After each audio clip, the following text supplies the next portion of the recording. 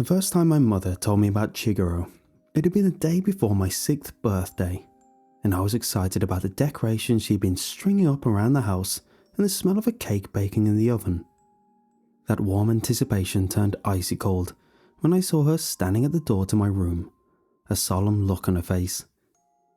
She told me to come and take a hand, and when I did so, she began to walk us through the house, room by room. I wanted to ask what we were doing, but something about her stern expression and the tight grip of my hand seemed to forbid it. So instead, we walked into a room, paused for a moment in silence, and then moved on to the next without any comment. When we had entered every room, my mother brought me back to my bedroom and shut the door behind us. Only then did she crouch down next to me and speak, her voice a tightly bound whisper in my ear. "Did you see anything that didn't belong?" I had pulled back slightly from my mother to look at her.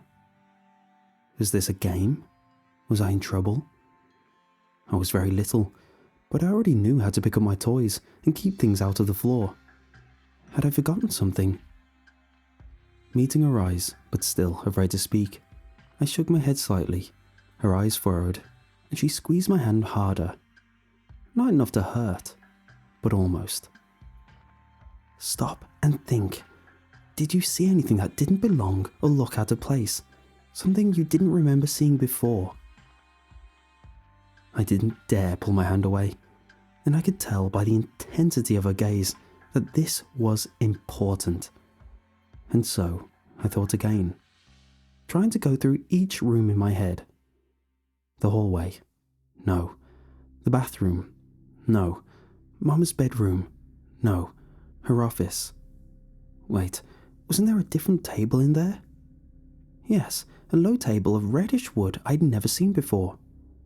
Pleased with myself, I smiled and I answered, "Is it the table? The one in your office?" My mother's eyes fluttered shut as a low moan escaped her. She gave a slow nod and pulled me toward her, cupping my head with one hand and rubbing my back with the other. Her voice was muffled against my forehead as she spoke, but I could still hear the sadness in it. "Yes, sweet one, that's just the thing, that table." She held me for a minute or more, embracing me silently before gently grabbing my arms and pushing me back slightly. "Except, it's not really a table. It's a living thing. A real living thing." I frowned. "Like an animal?"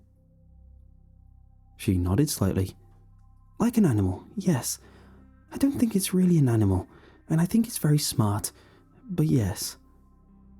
My mother gave me a slight smile. "Yes, looking at it as an animal, a wild animal, isn't a bad way to talk about it." Sniffing, she went on, "Because you remember what we do with wild animals, right?" I piped up immediately, happy to seize upon something more familiar. "We stay away from them." Nodding, my mother wiped her eyes. "That's exactly right, sweet one." But this led to other questions, and this time I did ask, "But why do we have a wild animal in the house? And what is it?"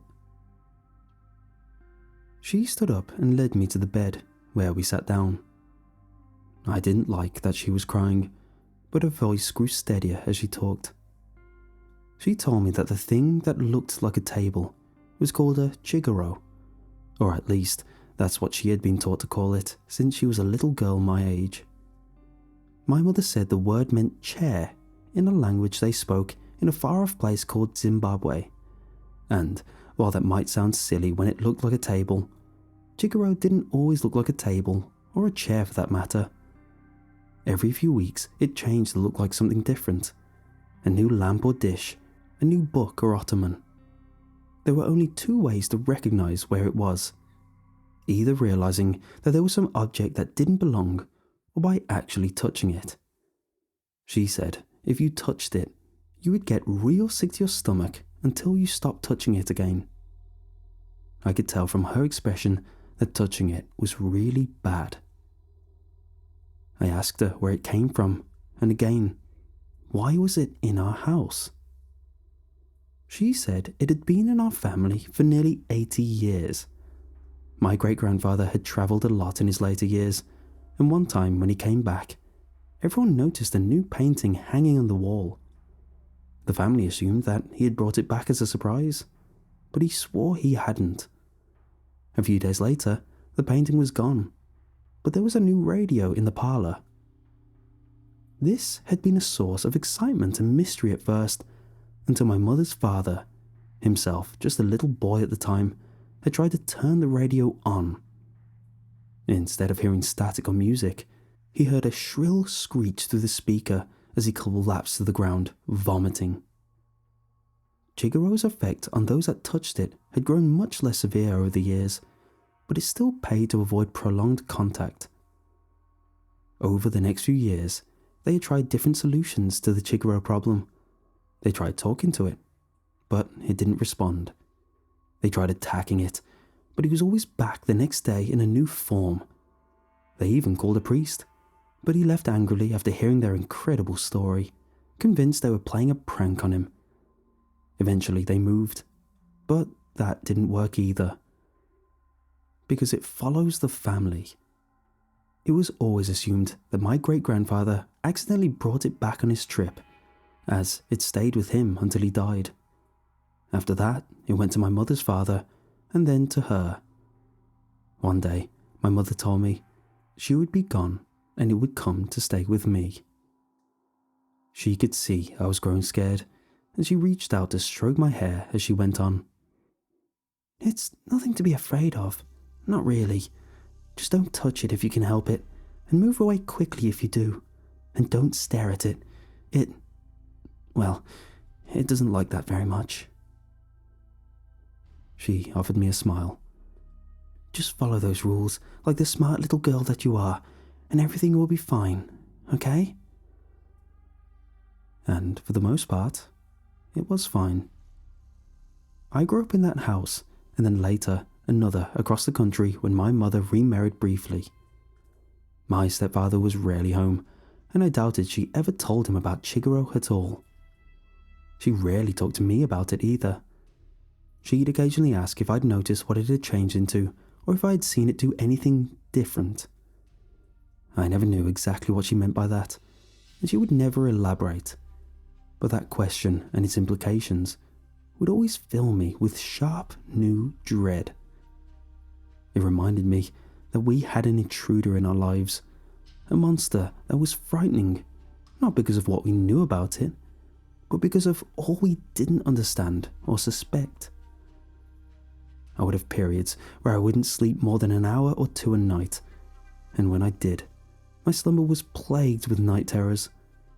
Between the ages of 8 and 12, I had a terrible stutter, and I frequently wet the bed until I was 14. Therapists attributed these things to underlying unspecified stresses, a nervous temperament, and my favourite, growing pains. Not that any of these things were wrong, I guess. And I know there are people who grow up much harder than I did. I always had food and a fairly stable home life. I was kept clean and healthy, and even my fears of Chiguro would periodically fade with the passage of time and familiarity. It was only when I was newly confronted with the strangeness and unknown danger of it all. Well, those were the really bad times. I moved out as soon as I turned 18, and aside from holidays, I never stayed in my mother's house for more than an hour in the years that followed. In some ways, the infrequency of my stays made it harder. I was less sure of what items were supposed to be there and those that were Chiguro in disguise. It was disquieting in a way I can't fully explain, as though I'd lost one of my senses, or like I was walking across an unfamiliar field littered with mines, afraid of touching that cup or sitting on that chair, and terrified of staring at something long enough for me to finally learn what Chiguro did when it was displeased. I felt guilty leaving my mother in that prison, but she honestly seemed content enough most of the time. She would try to get me to come back home more often. but I think she understood why I couldn't. And for all her flaws, I know she loved me. She died 6 months ago in her sleep, and it was 2 weeks later before I received all the keys and documents I needed as an executor of her estate. I had access to her bank account, her cars, the house, of course, and a strange unit key. I had never known my mother to keep anything in storage. Our homes were never mansions, but they were always large and well furnished, full without excess. Yet, when I went to talk to the manager of the storage unit lot, he said she had one of their largest units for nearly 20 years. I felt a mixture of nervousness and excitement as I unlocked the padlock and rolled up the front door of the unit. Perhaps it would be empty or full of junk, or maybe there would be prized items of monetary or sentimental value. Either way, it was a distraction from my constant worry when Chiguro would finally show up in my home and start haunting my own family. The door slid up with a solid thunk as my eyes adjusted to the shadowy interior of the unit. It was a huge space, and most of it was filled. Not with one kind of thing, but several of every kind of thing. Furniture, electronics, books, plates, statues. I had the passing thoughts that maybe my mother had been a burglar and this was a hidden stash from years of taking random objects from neighbours' homes. But then, I saw the red wood table. I was sitting on top of a small floral love seat that I remember almost bumping into when I was 10 or 11. I'd come around the corner one morning and it was just sitting in the hallway. Sucking in a breath, I had recoiled and given it a wide berth as I went to the bathroom. And there was the coat rack that had appeared the night of my junior prom. I'd been coming downstairs to get picked up by Josh Breslin, and he was standing so close to it, and I was afraid he would bump into it and get sick, and that night hadn't gone very well after that. Or the teapot, the little flowered teapot sitting on a stack of cardboard boxes in the back corner of the unit.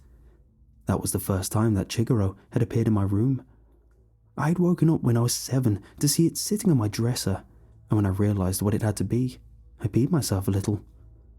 That's when I knew that nowhere in the house was safe. But how could this be? How could all this be here? Unless my mother had just... Biting my lip, I turned on the light against the wall and stepped inside. My harsh breathing and the irritated buzz of the fluorescent lights above me were the only sounds I could hear. It was as though everything else was frozen. When I looked back out, nothing seemed right or real, as though the angles were all wrong. That's when I reached up and pulled the door back down, shutting out the world. Tomorrow is my little girl Jessica's birthday. My husband is baking her a cake while I hang up balloons inside and get an inflatable jumping castle blown up in the backyard for her and her friends. She's old enough now for birthdays to be really fun, for her to remember things more clearly and realise there's a point to the things we do, for her to follow rules and understand why they can't be broken. So I go into the sunroom where my daughter is watching a cartoon on the table with a stuffed bear, Jasper Scruffings. She's loved that bear since she was a baby, and while it's old, she's always treated it with a surprising amount of respect and care. Jessica has always been a smart and thoughtful child, which is why I think this will go well. I take her by the hand, forcing myself to hide my excitement as I led her quietly from room to room. She giggles a bit at first, but a couple of glances from me and her face grows drawn and worried. When we are done, I take her to the sunroom and Jasper. Maybe I'll use the little blue bear as a way of explaining Chiguro to her. It's just another companion that you have to treat with care. Her big blue eyes are troubled as she looks up at me, searching my face for some sign of what is wrong. Letting out a sigh, I stroke her hair for a moment before I begin. Did you see anything that didn't belong?